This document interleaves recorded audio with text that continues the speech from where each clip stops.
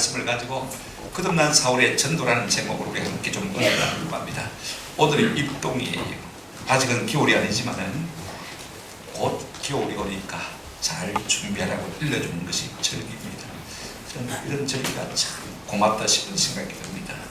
겨울을 앞둔 이 만추에 대부분의 사람들이 느끼는 감정이 뭘까 생각해 보니까 좀 소소하고 표표한 마음이 아닐까 하는 생각이 많이 들어요. 좀 말이 어렵습니다만은요, 마음은 쓸쓸하고 몸은 갈피를 잡지 못하고 정처 없이 이와 같은 느낌의 시간들이 바로 이 가을 때가 아닐까 하는 생각을 하게 되었습니다. 저는 개인적으로 좀 마음이 초급하다, 요렇게 표현을 했죠. 뭔가 시간적 여유가 없고 급하고 초조하고 불안하다는 말입니다. 왜 그렇습니까? 누구나가 하나의 마지막에 다가오면 좀 그런 느낌을 많이 갖지 않습니까? 그렇죠? 특별히 우리 같은 경우에는 주님 앞에 서야 할 시간이 점점 가까워져 오기 때문에 그렇습니다. 구체적으로 말한다면요, 주님 앞에 서야 되는데 전도의 열매가 미약하다는 것입니다. 그런 면에서 저는요, 뭐든지 미리 하는 사람을 보면 참 부러워요. 저는 항상 무슨 일을 하든지 발등에 떨어진 불이 되어야 집중력이 생기고 생산력이 높아지는 것을 많이 경험하기 때문에 종종 일 뒤로 미뤄올 때가 많습니다. 그러다가 어떤 때는 된통 한 방 맞기도 하지만 참 좋은 습관이 아닌 것 같아요. 여러분 인생을 살아보신 분들 알지만은요, 무엇이든지 번개불에 콩콩 먹듯이 그렇게 할 수 없는 것들이 대부분 아닙니까? 그 중에 하나가 전도. 사람의 마음을 사로잡아서 우리가 주께 복종시키는 것이 인력으로 우리가 쉬운 일이 결단코 아니거든요. 그러니 우리가 무슨 일이든지 그렇습니다만 특별히 전도도요, 유황에 내가 할 것 같으면 적시로 하는 것이 가장 중요할 것 같아요. 진짜 예수를 만난 사람이라면 전도를 먼저 시작할 수밖에 없습니다. 그걸 누구를 통해서 할 수 있습니까? 오늘 본문에 나타난 사울을 통해서 할 수 있는 것입니다. 어떤 의미에서 보면요, 주자고 우리가 망설이지만 시작이 반이에요. 인류의 가장 유명한 명언이 있다면요, 한번 더 합시다. 시작이 반이다. 저는 이 말을 가장 좋아합니다. 어떤 의미에서 볼 때 우리와 하여금 시작해 하시는 분이 누구냐? 성령님이 있습니다. 성령 충만하면요, 곧 시작으로 이어지거든요. 그런 면에서 저는 사울이 참 부러워요. 그는 살아계신 주님, 부활하신 주님을 만나자마자 입을 열어 전도하는 사람이었습니다. 그가 우리가 19장 전반부에 보게 되어지면요, 아주 여전히 살기도 등등하게 예루살렘에 믿는 사람을 비판할 뿐 아니라 저 멀리 외국 다메섹이라는 도시에 있는 예수 믿는 사람도 잡아오게 가두려고 지금 나아갔지 않습니까? 이미 소문을 다메섹 성도들이 들어서 알고 있습니다. 그런데 다메섹에 다 이르렀을 그때 부활하신 주님을 만나게 되었습니다. 그 주님의 음성 앞에 꼬꾸라지고요, 극적으로 예수를 믿어 거듭난 사람이 된 것을 볼 수가 있습니다. 그의 인생이 180도 완전히 변했습니다. 그래서 그의 삶은 이제는 그 핍박하던 예수를 위해 살고 그가 핍박하던 성도를 위해서 남은 세계를 살게 되어진 것을 볼 수가 있습니다. 그의 삶의 목적은 오로지 복음 전도였습니다. 그렇다면 오늘 사울의 삶과 우리의 삶이 얼마나 닮았는가를 우리가 좀 생각해 봤으면 좋겠고, 오늘 예수를 만나자마자 첫 사울의 행적도 좀 살펴보면서 우리가 좀 은혜와 도전을 받았으면 좋겠다 싶습니다. 첫째로 우리가 생각할 것은요, 사울이 거듭난 직후에 그가 적시로 회당에서 예수가 하나님의 아들이심을 증거하고 있는 것을 볼 수가 있습니다. 한번 따라합시다. 적시로. 여러분 성경을 펴셨죠? 20절. 이게 적시로라는 성경에다가 동그라미를 한번 쳐보시기 바랍니다. 일부 예배 대처라니까 한 사람도 안 치더라고요. 여러분 성경은요, 깨끗하면 깨끗할수록 이 양심이 들어오십니다. 그러나 지저분하면 성경이 지저분할수록요, 내 심령은 새로워지는 줄로 믿습니다. 성경은 무상이 아니에요. 여러분 읽고 마음에 약으로 먹고 힘을 얻으라고 주어진 것 아닙니까? 적시로라 이 부사가 참 중요합니다. 저는요, 무슨 일든지 적시로하는 사람이 가장 부러워요.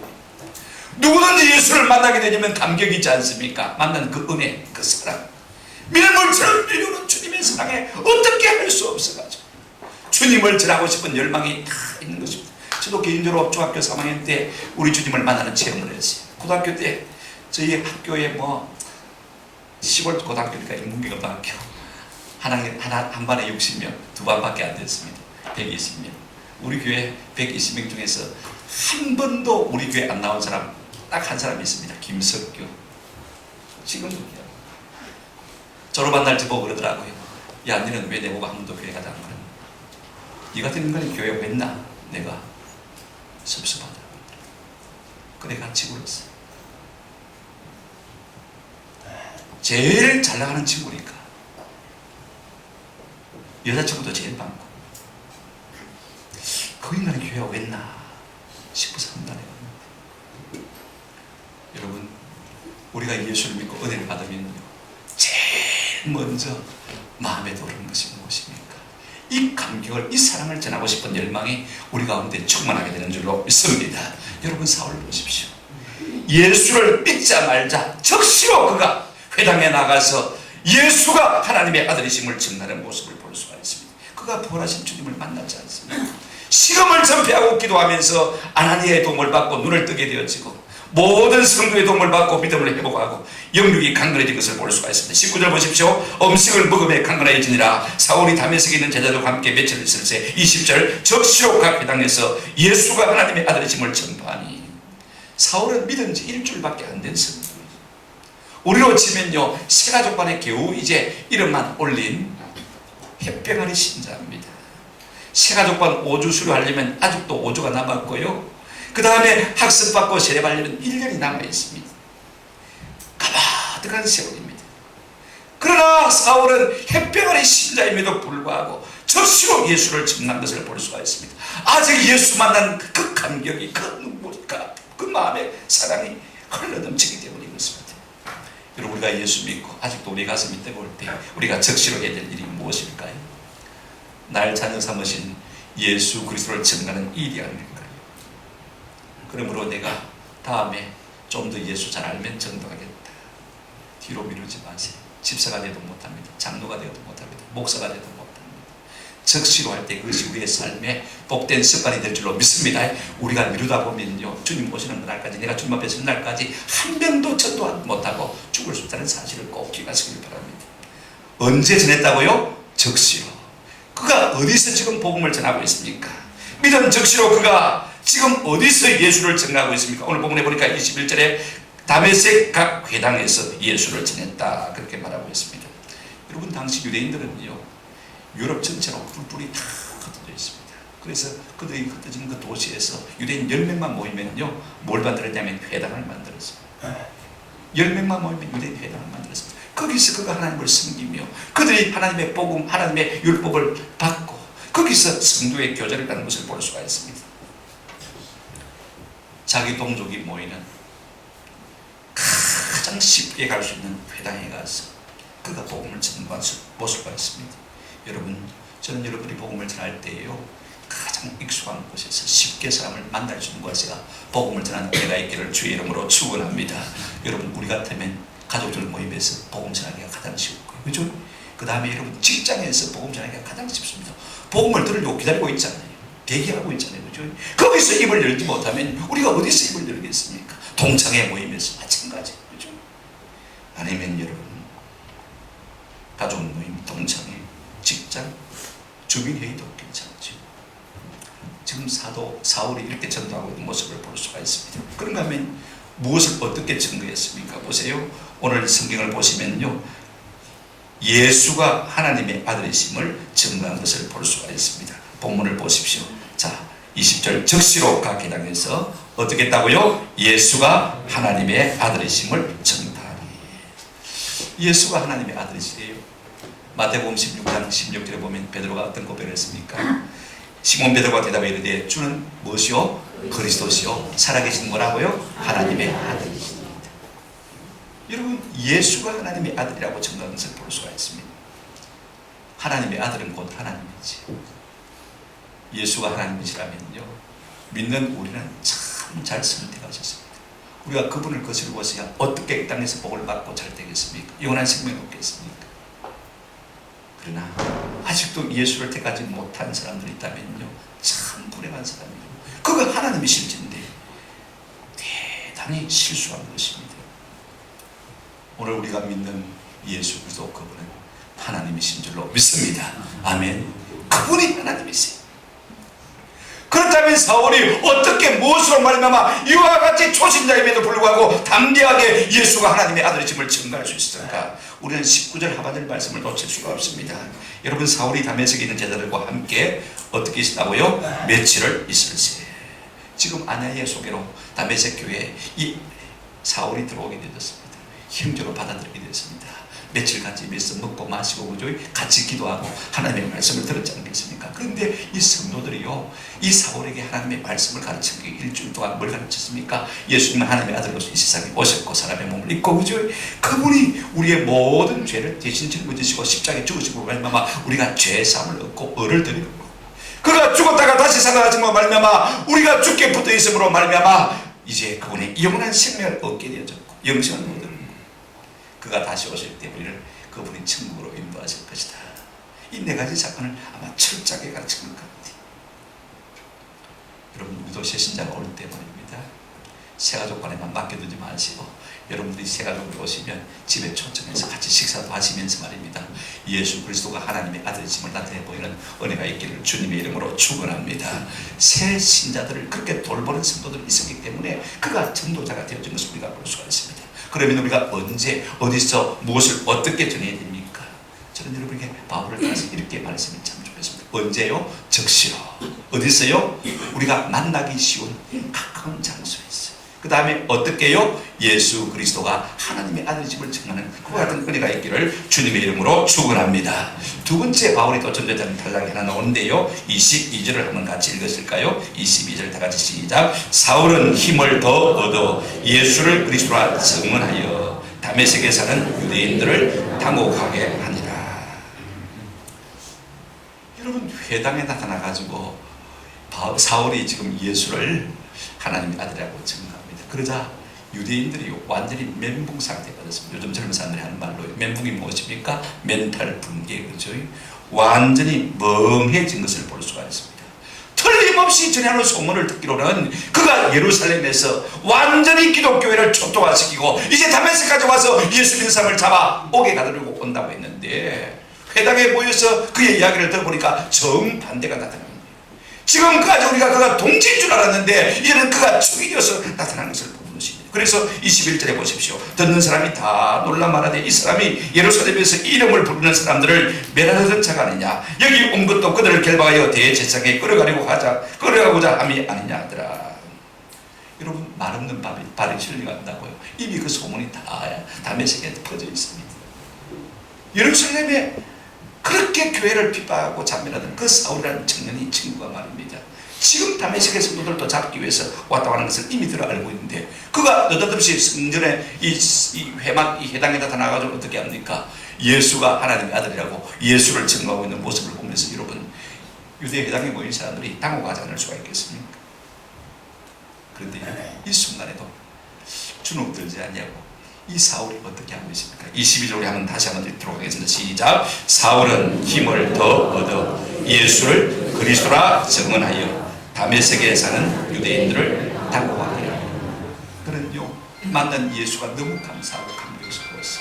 그 유대인 회당에 모인 사람들에게 예수가 하나님의 아들이심을, 그리스도이심을 좀 전하고 싶은 것을 볼 수가 있습니다. 아니, 어떤 의미에서는요, 이제 내가 예수쟁이가 되었습니다라고 만천하에 선포하고 싶은 것입니다. 우리가 예수를 만나면요, 이런 감격이 우리에게 있게 될 줄로 믿습니다. 뿐만 아닙니다. 그 회당에 모인 사람들을 바라볼 때마다 자기 모습을 보는 거예요. 얼마 전까지만 해도 자기가 바로 그런 사람이었거든요. 예수를 알지 못해서 예수를 핍받은 사람 아닙니까? 그들을 바라볼 때마다 불쌍한 생각이 들어서 견딜 수가 없었던 것입니다. 전에 자기가 몰라서 예수를 핍박했는데 지금 또 그와 같은 사람이 그 회당에 앉아있는 거예요. 여러분이 몰라서 그렇습니다. 진짜 예수가 하나님의 아들이십니다. 불쌍한 마음으로 그들에게 복음을 전하는 것을 볼 수가 있습니다. 여러분, 우리가 이 세상 살면서요, 대부분의 사람들이 내가 예수쟁임을 세상 가운데 드러내고 싶지 않은 그런 마음을 많이 갖고 있는 것 같습니다. 그러나 우리가 이 땅에서 회색 분자로 가말리온처럼 상황에 따라서 우리의 모습을 변하며 사는 것보다는요, 오히려 예수를 드러내놓고 사는 것이 훨씬 더 편하게 예수 믿을 수가 있습니다. 그럴 때 우리가 나도 살고요, 내 주변의 사람도 살고 수가 있습니다. 보십시오. 내가 예수 그리스도 예수쟁이 임을 갖다가 만천하에 공부하면요, 사람들이 나를 지켜줘요. 너 예수쟁이지? 오늘 술 마셨다 오지 마라. 맞습니까? 너 예수쟁이지? 제사 지내지 마라. 나 안 된다. 지켜줘요. 그래서 나도 살고 남도 살리는 은혜를 누리게 되는 줄로 믿습니다. 여러분, 무슬림들 보세요. 지금 계속해서 번창하고 있지 않습니까? 그들은 무슬림임을 나타내 보이기 위해서 남자들은 머리에 터벌을 쓰고 여자들은 머리에 히잡을 쓰지 않습니까? 여러분, 내가 무슬림이다라고 공부하는 거예요. 그러면서 그들이 점점 강해지는 것을 우리가 볼 수가 있습니다. 그렇다면 우리가 예수님을 나타내기 위해서 뭐 복식을 뜯어 고칠 것입니까? 십자가 목걸이를 들고 다닐 것입니까? 십자가 벤치를 달고 다닐 것입니까? 저도 십자가 벤치를 한번 달아봤습니다만요, 이것이 우리를 변화시키지 못합니다. 날마다 우리가 예수 그리스도이심을, 구원자이심을 우리가 증가할 그때 우리가 온천하에 예수 그리스도의 예수쟁임을 우리가 드러낼 수가 있는 것입니다. 그래서 진짜 우리가 강한 그리스도인이 될 수가 있는 것입니다. 여러분, 교회 부패와 퇴락을 막는 방법은요, 교회 환경을 좋게 만들고 프로그램을 다양하게 만드는 여기 있지 않습니다. 진짜로 우리가 강해지는 비결은요, 날마다 예수 그리스도가 나의 구원자임을 증거할 때 우리의 속사람이 강해지는 놀라운 은혜를 누리게 될 줄로 믿습니다. 우리가 분명히 우리의 색깔을 가리는 것이 참 중요해요. 그렇지 않냐면 우리가 지금까지 그래 왔던 것처럼 말입니다. 올 연말도 후회와 한탄으로 끝날 수밖에 없는 것입니다. 또 하나 여러분 보십시오. 그가 어떻게 전하고 있습니까? 여러분 우리 같으면요 다 적들 아닙니까? 그 적 속에서 복음을 전할 때 주눅 들 수밖에 없는 건 저도 설교하면서요 한 사람이 또 마음의 은혜를 받지 않으려고 하는 태도를 보이면요 주눅이 들어가지고 설교를 찾는 겁니다. 근데 여러분 보십시오. 자 22절 보시기 바랍니다. 사울은 힘을 더 얻어 예수를 그리스도라 하여 증언하여. 여러분 스스로 분발한 것이 아닙니다. 스스로 분발. 내가 스스로 힘을 내는 게 아니에요. 한번 더 합시다. 더 힘을 얻어. 힘을 얻었다는 말은 수동태입니다. 누군가가 그에게 힘을 준 것입니다. 여러분 우리가 예수를 증거하면요 예수 이름의 능력이 우리 가운데 힘을 더하실 줄로 믿습니다. 힘을 더 얻어. 원문에 그렇게 되지 않고 한번 더 합시다. 더 많은 힘을 얻어. 어떤 힘입니까? 두나미 있어. 여러분 영어로 말하면 다이나믹.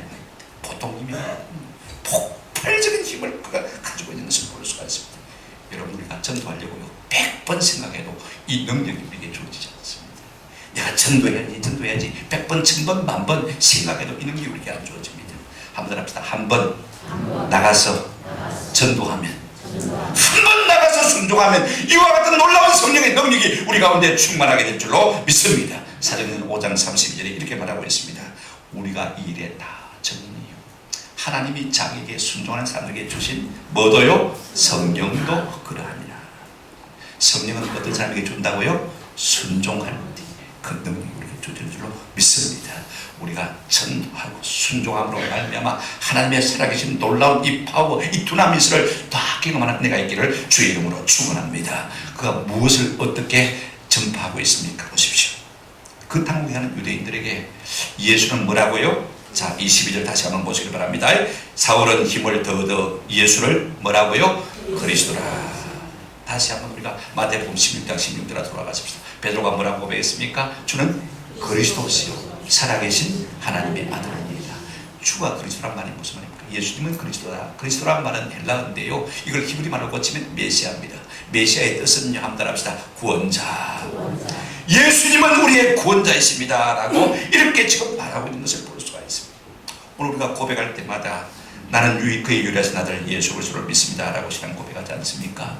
여러분 자 보십시오. 정언일 그 다음에 목사 그죠? 그러면 정언일은 제 자연 이름이고 목사는 뭡니까? 제가 하는 직분 아닙니까? 직임이죠 그죠? 자 보십시오. 정언일 목사 앞에는 이름이고 뒤에는 뭐예요? 직명. 그러면 예수 그리스도라고 말할 때 예수는 뭐고요? 이름이고 그리스도는 뭐라고요? 직명. 이렇게 이해하시면 됩니다. 예수님은 우리의 뭐라고요? 구원자. 이 말을 우리가 좀 선포할 수 있는 은혜가 있으면 참 좋겠습니다.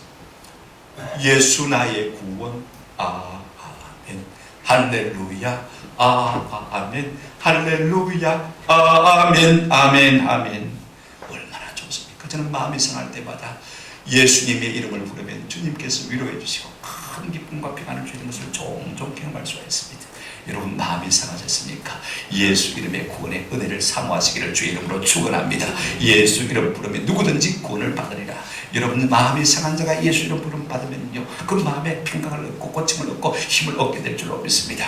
죽을 사람이요 예수 이름 부르면 살게 되는 놀라운 역사가 일어나게 될 줄로 믿습니다. 이것이 구원입니다. 지옥 갈 사람이 예수 이름 부를 때 우리가 놀라운 구원의 은혜가 주어집니다. 전당하게 될 줄로 믿습니다. 못난 사람이요 예수 이름을 부를 때 구원받습니다.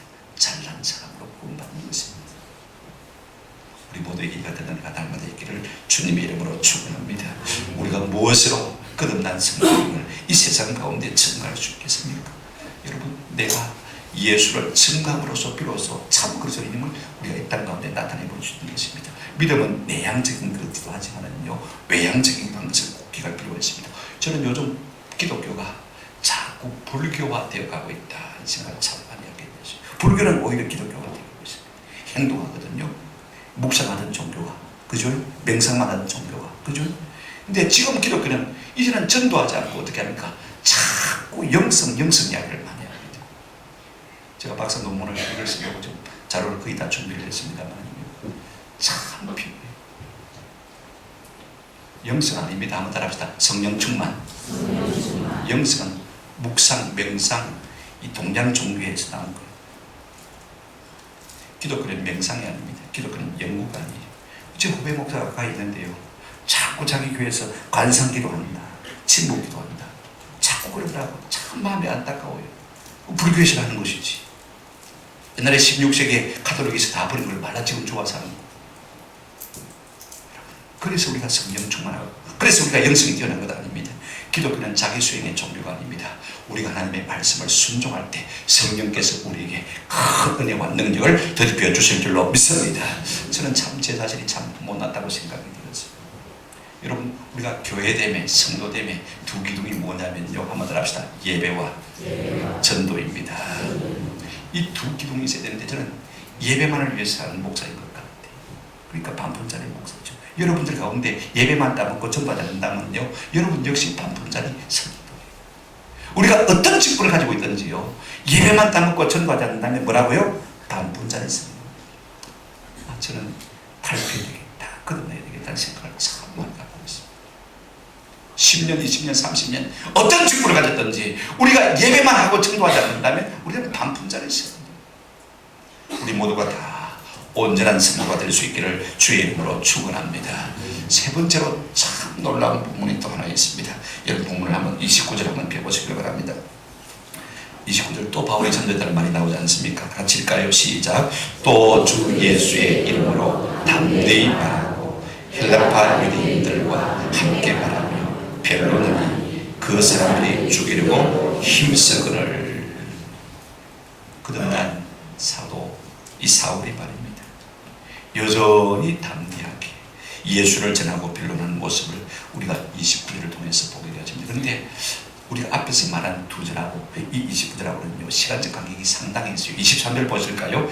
23절에 이렇게 말하고 있습니다. 한번 따라합시다. 여러 날이 지나면, 이 여러 날은요 며칠이 아닙니다. 그죠? 히브리서 1장을 우리가 갈라디아서 1장을 보게 되어지면 벌써 이 다메섹에서 예수를 믿고 그가 구주를 영접한 다음에 바울이요, 사울이 어디 갔습니까? 아라비아 광야에 가서 3년을 보낸 것을 볼 수가 있습니다. 열이 날 지났다는 말은 3년이 지났다는 말인 것입니다. 그리고는 다시 다메섹으로 돌아왔어요. 거기서도 계속 예수를 전하니까 사람들이 사울을 죽여버려야 되겠다 생각. 그래서 핍박 때문에 이제 쫓겨나서 광주를 답밤에 야반 도주를 했습니다. 쇼생크 탈주를 한 것이죠. 그런데 그가 예루살렘에 왔어요. 예루살렘에 왔는데 3년 전만 해도 예루살렘 교회를 초토화시키려고 하던 그 사울이 말입니다. 지금 교회에 나타나고 뭐라고 말합니까? 내가 예수를 믿습니다. 거듭납시다. 그러니까요, 유대인들이 그 믿어지겠습니까? 3년 전에만 해도 야수처럼 덤비들던 사람이 그가 예수를 믿었다고 신앙 고백하니까 다 사람들이 두려워 떨고 다 도망가 버렸어요. 여러분, 이런 상황입니다. 이런 상황이.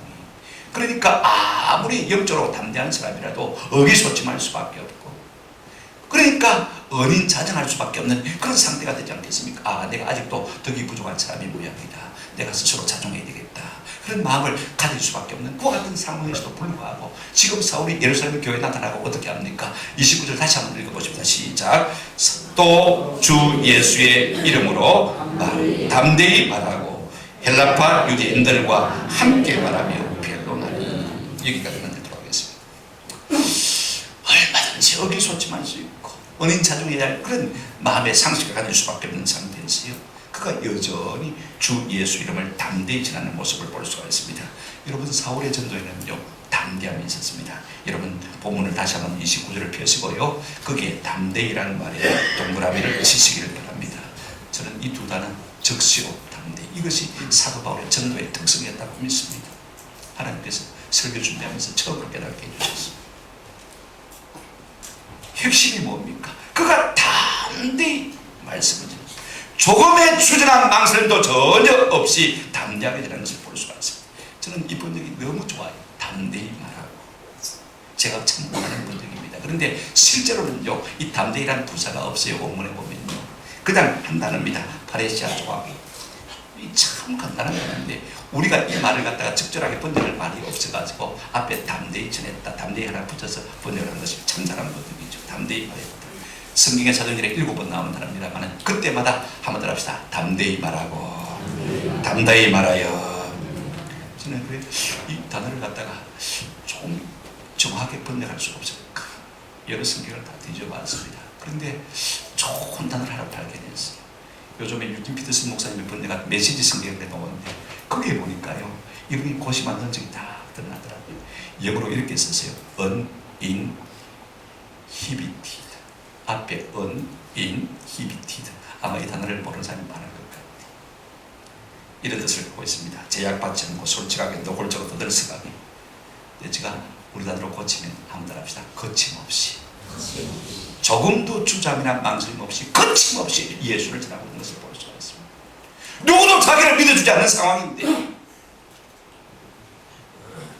확대 성경은 이 한 단어를 세 단어로 애써 설명하고 있는 것을 볼 수가 있습니다.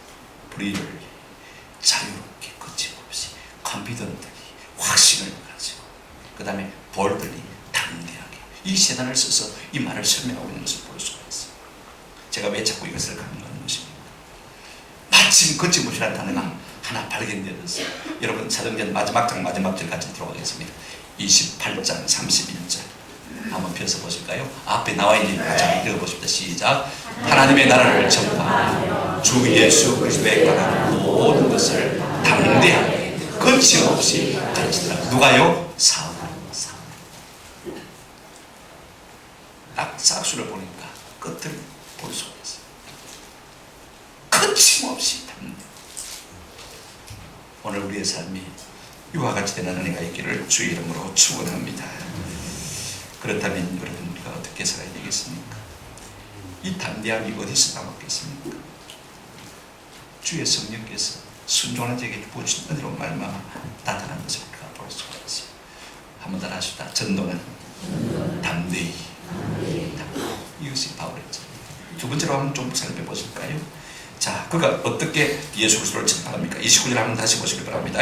주 예수의 이름으로 담대히 말하고 헬라파 유대인들과 함께 말하며. 누구에게 복음을 전했다고요? 헬라파 유대인들. 여러분, 사울 자신이 헬라파 유대인입니다. 이 헬라파 유대인이라는 것은 뭘 말하냐면요, 유대인이긴 하지만 유대 땅에 살지 아니하고 외국에 나가 사는 후계파를 말하는 것입니다. 아무래도 자기와 같은 처지에 있는 사람에게 복음을 전하고 싶은 마음이 인지상정 아니겠습니까? 그죠? 자기하고 가까운 사람. 스데반이 예루살렘 교회 집사가 되었을 때 누구에게 먼저 복음을 전했습니까? 헬라파 사람들에게. 그도 이 헬라파 사람이기 때문에 자기 가까운 사람에게 복음을 전하는 것을 볼 수가 있습니다. 저도 우리가 복음을 전할 때요, 우리의 핏줄, 우리의 동양, 동창, 친구, 가까운 사람들에게 우선적으로 복음을 전할 수 있는 그런 은혜가 있으면 좋겠습니다. 이 사울이 해외 선교사로 부름을 받았습니다만은요, 로마서 우리가 보게 되어지면 자 9장 1절부터 3절에 이렇게 말하고 있는 것을 볼 수가 있습니다. 내가 그리스도 안에서 참말을 하고 거짓말을 아니하노라. 나에게 큰 근심이 있는 것과 마음에 끝이 않는 고통이 있는 것을 내 양심이 성령 안에서 나와 더불어 증언하노니 나의 형제 곧 고륙의 친척을 위하여 내 자신이 저주를 받아 그리스도에게서 끊어질지라도 원하는 바로. 지금 사도 바울이 강력히 소하는 것이 무엇입니까? 나를 차라리 하나님께서 생명책에서 제해주실전적 내 동족들이 구원받게 해주십시오. 할렐루야. 내 사랑 부모 형제 일가 친척들, 내 핏줄들, 내 동료, 내 고향 사람들을 바라볼 때마다 이와 같은 간절한 마음이 있기를 주님의 이름으로 축원합니다. 저는 우리 고성 고향이에요. 믿는 사람 퍼센티지가 가장 낮다는 것을 몇 년 전에 알았습니다. 참 안타까워. 어떻게 하면 좀 경제를 발전시킬까? 제가 다각도로 많이 노력하고 기도도 해봤습니다만요. 그러나 영혼 고난 일이 참 중요한 것 같아요. 한번 따라합시다. 전도는 가까운 사람으로부터. 그것이 바울의 전도예요. 어떻게 저들이 지옥가는 것을 우리가 내버려둘 수가 있는 것입니다. 그런가 하면요, 여기서 강조된 단어가 하나 있습니다. 29절 다시 한번 보시기 바랍니다. 또 주 예수의 이름으로 담대히 말하고 헬라파 유대인들과 함께 말하며. 헬라파 유대인들과 같이 편이 있다는 말이 아닙니다. 헬라파 유대인들에게 말하며 이 말입니다. 번역이 조금 애매하게 되어 있습니다만은요, 잘 읽어야 돼요. 그런데 어떻게 말하냐면 영어의 버스 앤드라는 문법적 형태를 취하고 있는 것을 볼 수가 있습니다. 헬라파 사람들에게 바울이 어떻게 전도하냐면요, 이렇게 전도하고 있습니다. 한번 따라합시다. 말도 하고 토론도 했다. 누가가 이걸 굉장히 강조하고 있어요. 원문에 보시면요, 이게 강조되어 있는데 우리가 그걸 간과를 했더라고요. 자, 우리가 전도의 방법이 다양할 수가 있습니다. 우리가 일방적으로 선포할 수 있어요. 그죠? 예수 믿는 겁니다. 예수 안 믿으면 안 됩니다. 우리가 전도지를 가지고 나눠줄 때마다 그죠? 그렇게 선포하잖아요. 그죠? 그런데 우리가 논쟁도 해요. 논쟁을 두려워하지 않을 수 있는 은혜가 있기를 주님의 이름으로 축원합니다. 제가 고등학교 때인데 우리 고등학교 3학년 때 선생님이 그래요. 야, 1학년 2반에 수학 수업 태도가 너무 나쁘대. 가서 질 좀 잡아. 4시간, 오후 5시간 가라. 그러면 제가 들어갑니다. 옛날 같으면 어떻게 됩니까? 운동장에 지파, 그죠? 그 다음에 막 바지 짝대기 같은 거 들고 와가지고, 그죠? 어떻게 합니까? 무조건 엎드려 받쳐놓고 패지 않습니까? 그죠? 이 고등학교 우리 그렇게 다녔어요. 지금 세대는 그렇게 안 해도 몰라도요. 그렇게 해 다니는데 가서 전도합니다. 1시간 동안 강의해요. 그러면 아이들이 질문을 합니다. 근데 희한해요. 예수를 믿으라고 전도하는데 말입니다. 아이들이 이렇게 변론하고 하면요, 나도 모르게 답이 나오는 거예요. 나도 모르게 답이 나오는 거예요. 마치고 나가면 뒤에서 한결같이 그럽니다. 말 잘한다. 저는 말을 잘 못하는 사람인데요, 하나님께서 지혜를 주시더라고요. 할렐루야. 성경을 보십시오. 제 말이 아닙니다. 우리 예수님께서 누가복음 21장 15절에 이렇게 말씀하셨습니다. 자, 보십시오. 내가 너희의 모든 대적이 능히 말 수 없는 대항하거나 말 수 없는 변박할 수 없는, 우리를 이기거나 무찌를 수 없는 후변 말재주, 그죠? 그 다음에 지혜를 너에게 말이라 주리라. 초등학교 안 나도 괜찮습니다. 그때마다 그들의 모든 반대를 능히 이길 수 있는 신령한 지혜를 주실 줄로 믿습니다. 그러니까 논쟁을 두려워하지 마십시오. 우리끼리 논쟁하는 것은 별 무익합니다. 그러나 예수를 전하기 위해서 하는 논쟁은 두려워하지 않는 은혜가 있기를 주의 이름으로 축원합니다. 그때마다 하나님께서 뭐 하시겠다고요? 구변과 뭘 주시겠다고요? 지혜를 주셔서 능히 그들로 하여금 우리로 변박하거나 대항하지 못하게 하시겠다. 아멘. 믿습니까? 피하지 마십시오. 도망가지 마십시오. 저는요, 제가 시골에서 있을 때 우리 권사님 참 한마디 한마디 말씀이요, 언쟁반에 옥구서 초등학교도 안 나왔어요. 문턱에도 못 가봤어요. 이장님들도 학교 교장 선생님도 자문을 받으러 가요. 제가 한번 우리 집사님하고 이 추도 예배 문제 때문에 한참 점심을 먹고 논쟁을 하고 있는데 우리 권사님이 오면서 가면서 들었던 모양이에요. 딱 한마디로 끝내버렸습니다. 한번 더 합시다. 성경에 있는 것도 못하는데 없는 걸 말라고 해. 추도 예배가 그렇단 말입니다. 그죠? 우리 집사님하고 내하고 추도 예배에 대해서 한참 논쟁을 했는데 그걸 딱 나가시면서 흘리는 말로 성경에 있는 것도 못하면서 없는 거 말라고 해요. 그래서 추도 예배 논쟁이 다 끝나버리고 말았어요. 한단 말입니까? 안 한단 말입니까? 안 한다는 말인 것이. 성경에 있는 것도 못하면서 없는 거 말라고 해요. 지혜가 되더라고요. 저는 그 말씀을 지금도 잊을 수가 없어요. 여러분, 우리가 주 예수 그리스도의 이름을 증거하려고 할 때 주의 성령께서 아무도 대항할 수 없고 아무도 변박할 수 없는 구변과 지혜를 주실 줄로 믿습니다. 믿습니까? 믿으십시오. 반드시 역사하실 것입니다. 한마디로 끝내버릴 수 있는 은혜를 우리에게 주실 줄로 믿습니다. 한번 더 하십시다. 전도는 닥치는 대로 내가 이라면 잘하지 저라면 잘하지 않으면 형편 따라 상황 따라 하나님께서 우리에게 주실 줄로 믿습니다. 이것이 바울의 전도 방법인 것을 볼 수가 있습니다. 말씀을 맺습니다. 예수를 만난 거듭난 사울의 특징은요, 즉시로 가까운 곳에서 가까운 자들에게 예수 그리스도의 주 되심과 하나님의 아들 되심을 증거한 것을 볼 수가 있습니다. 특징은 무엇입니까? 한번 더 합시다. 담대하게 거침없이 일방적으로 선포도 하지만 변론도 논쟁도 하면서 다양한 방법으로 복음을 전하는 것을 볼 수가 있습니다. 이렇게 전도해도요, 여러분 좋은 결과만 있는 것 아닙니다. 반응은 23절 29절 보면요, 두 번이나 죽을 뻔했습니다. 죽이려고 음모를 하고 계획을 하고 성문을 다 지키지 않습니까? 그래 겨우 그 사이에서 탈주를 했습니다. 그럼에도 불구하고 또 가서 복음을 전한 사울의 모습을 보시길 바랍니다. 이것이 성도예요. 오뚜기 같은 것이 성도예요. 왜 그렇습니까? 마태복음 28장 19절 20절 우리 주님이 말씀하셨습니다. 그러므로 너희는 가서 모든 민족을 기다려서마 아버지와 아들과 성령의 이름으로 세례를 베풀고 내가 너희에게 분부한 모든 것을 가르쳐 지키게 하라. 내가 세상 끝날까지 너희와 항상 어떻게 하겠다고요? 함께 있으리라. 하나님이 전능하신 하나님 우리와 함께 하시면 우리의 사명을 다할 때까지는 결단코 죽지 않을 줄로 믿습니다. 저도 마음에 늘 그런 담대함이 있어요. 옛날에는요 40대 되면 죽을 기다. 그래서 늘 하나님 나를 중년에 데려가지 마시고 늙어 백수가 될 때도 버리지 마옵소서. 어릴 때부터 그것이 내 기도 제목이 되었습니다만 지금은요 괜찮다. 싶은 생각이 들고 그 다음에 내 사명을 다할 때까지는 하나님이 안 불러갔을 것이다. 늘 마음의 담대함이 내 속에 있습니다. 네, 여러분 보십시오. 그럼에도 불구하고 하나님께서 그를 지키시고 보호하시는 것을 볼 수가 있습니다. 그런데 여기에 놀라운 보너스 축복이 한 가지 더해지는 것을 볼 수가 있어요. 자, 31절 같이 보시길 바랍니다. 죽을 뻔도 하고 도망도 치는데요, 여러분 교회가 어떻게 됩니까? 한번 보십시다. 시작. 그리하여 온 유대와 갈릴리와 사마리아와 교회가 평안하여 든든히 있으고 주를 경외함과 성령의 위로로 진행하여 수가 더 많아진다.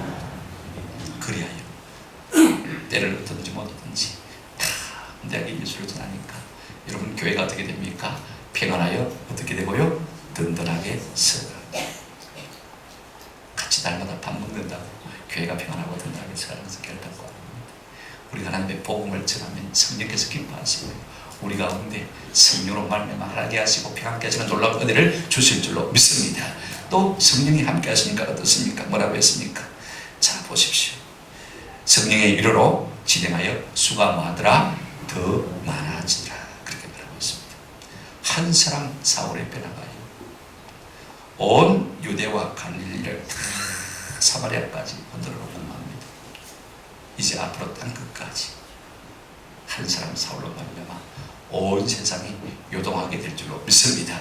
성령이 네 가운데 임하시면 너희가 권능을 받고 예루살렘과 유대와 사마리아와 어디까지요? 땅 끝까지. 우리 교회도 부족하지만 성령 충만합니다. 전도하기 시작하면요, 땅 끝까지 우리를 통해서 복음전하는 놀라운 역사가 일어나게 될 줄로 믿습니다. 오늘 이 말씀을 듣고 한 가지만 꼭 기억하십시오. 이제 부사합니다. 한번 따라합시다. 적시로 담대히, 적시로 담대히. 이것이 사도 바울의 전도의 특성이었습니다. 오늘 우리 가운데 성령으로 말미암아 이 같은 은혜가 있기를 주의 이름으로 축원합니다. 아멘.